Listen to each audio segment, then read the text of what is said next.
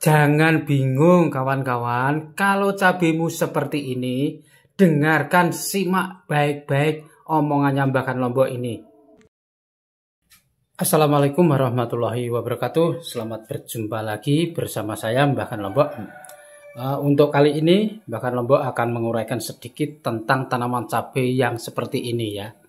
Ya, seperti ini ya. Sekarang ini musimnya ini.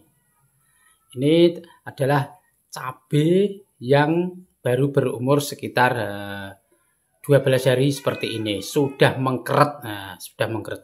Ini musimnya ini ya. Kenapa ya ini ya? Padahal sebelum dikocor dan setelah dikocor umur 1 minggu itu bagus sekali. Tapi kenapa tiba-tiba kok seperti ini? Simak penjelasan dari saya, semoga ini bisa bermanfaat untuk teman-teman semuanya. Dan jangan lupa kasih semangatnya Mbah Lombok, ya kasih like, komen, dan subscribe-nya ya teman-teman jika bermanfaat. Untuk mengatasi tanaman ini ya, mengkeret ini ya, teman-teman pasti mengalami saat-saat ini, terutama di bulan 6 ini ya, akhir-akhir ini. Kenapa demikian ya? Ini dikarenakan cuacanya itu tidak menentu ya, tidak menentu teman-teman ya. Kok kenapa tidak menentu itu? Karena cuacanya itu sering terjadi hujan ya, terus panas. Itulah yang mempengaruhi akarnya itu terjadi keadaannya tidak normal ya. Mungkin ini gejala dari pupuk yang ditaburkan di bedengan itu terlalu panas kalau kena air hujan. Setelah itu cuacanya panas, terus hujan lagi, ya seperti itu ya. Dan terjadilah seperti ini. Nah ini istilah saya ini mengkerut ya teman-teman ya. Mungkin saat ini banyak yang dikeluhkan para petani, tiba-tiba itu terjadi hal yang seperti ini. Mungkin yang pernah dilakukan teman-teman ya, 3 hari itu bagus sekali. Setelah 3 hari dilihat, wah tiba-tiba ya seperti ini mengkeret. Apalagi di musim seperti ini ya teman-teman harus waspada ya. Jangan terlalu banyak untuk memberikan nutrisi unsur N yang terlalu tinggi ya. Ambillah yang bijaksana dirimu sendiri untuk memberikan asupan nutrisi pada tanaman ini. Kalau di musim sekarang ini teman-teman ya, ini buktinya ya, ini buktinya yang saya ambil dari lahan sebelah di sawah saya seperti ini.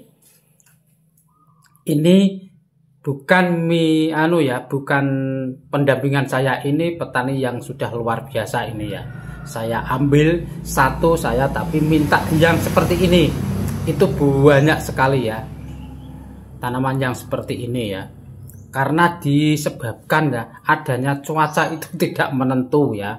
Beda lagi dengan cuaca yang musim kemarau tahun-tahun dulu, itu bagus karena tidak ada hujan ya, itu ya. Dan sekarang ini istilahnya kemarau basah. Dan untuk menanam tanaman cabai di kemarau basah seperti ini teman-teman ya, jangan lakukan pengocoran itu terlalu banyak pupuk. Sedikit-sedikit saja ya, asal itu terasupi ya.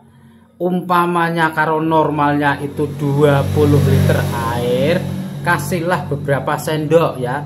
Jangan kasih seukuran dengan air 20 liter itu dikasih pupuk 1 gelas air mineral itu ya.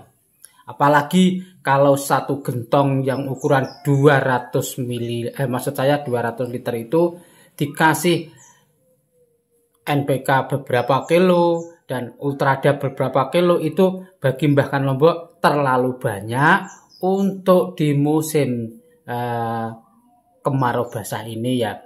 Lebih baik itu sedikit-sedikit, asal itu terjaga tanaman cabai Anda dan agar tidak terjadi hal-hal yang seperti ini. Nah, seperti ini teman-teman ya. Karena kalau sudah seperti ini sangatlah sulit diperbaiki ya. Walaupun disempel ya, disempel seperti ini pasti akan menimbulkan keriting juga. Keriting ini bukan disebabkan oleh hama ya. Kita balik saja. Tidak ada hamanya teman-teman ya. Bersih, pupusnya juga bersih ini ya. Karena ini disebabkan langsung dari bawah akar ya. Sudah saya bilangin jangan sampai memupuk di musim kemarau basah ini terlalu over ya. Seperti itu ya. Untuk di musim penghujan itu juga beda loh ya. Kalau musim tanam di musim kemarau basah ini sangat beda. Karena cuacanya ini sangat membingungkan sekali. Kalau dikasih pupuk sedikit katanya tidak tumbuh yang sempurna. Semua ini bisa, petani tanaman cabai ini bisa pusing ya, pusing. Tapi janganlah pusing, ikuti alurnya, ikuti arusnya cuaca ya. Maksud saya itu harus mengerti ya keadaan cuaca ya. Seperti ini yang terjadi kalau asal langsung dikocor dengan pupuk yang banyak ya, seperti ini ya. Teman-teman yang mempunyai tanaman cabai seperti ini, jangan Anda merasa pusing ya. Lakukan hal yang terbaik ya. Setelah tanaman ini menjadi seperti kerupuk ini ya, mengkerut ini, usahakan jangan dipupuk beberapa hari. Lakukan pengamatan dan pencegahan apa yang Anda lakukan, maksud saya ya. Itu baik dari pupuknya atau dari obatnya, itu harus waspada. Kalau untuk pupuk itu lebih baik berilah jangka 15 hari lah. Lihat, maksud saya lihat dulu perkembangan dari pupuk yang sudah dikocorkan itu bagaimana ya. Untuk penyepraian cukup gunakan yang unsurnya organik saja ya. Apalagi organik yang buatannya sendiri-sendiri itu malah bagus ya. Cobalah yang organik, masukkan organik saja ya. Pesannya bahkan yang kali ini cukup kocorkan pupuk organik.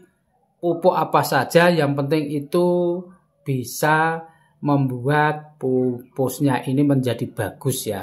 Seperti asam amino buatan sendiri, beli juga bisa, dikocorkan dan disepraikan. Itu pesan saya ya. Jangan masukkan dulu pupuk kimia dan obat kimia. Itu yang bisa saya sampaikan. Semoga teman-teman bisa mengerti apa yang saya uraikan tadi ya. Sekiranya cukup uraian tadi ya. Janganlah tanaman cabai Anda buat sendiri seperti ini. Akibatnya ditanggung teman-teman sendiri. Cukup sekian dari saya. Wassalamualaikum warahmatullahi wabarakatuh. Salam sejahtera dan salam sukses untuk teman-teman yang mempraktekkan. Wassalamualaikum warahmatullahi wabarakatuh.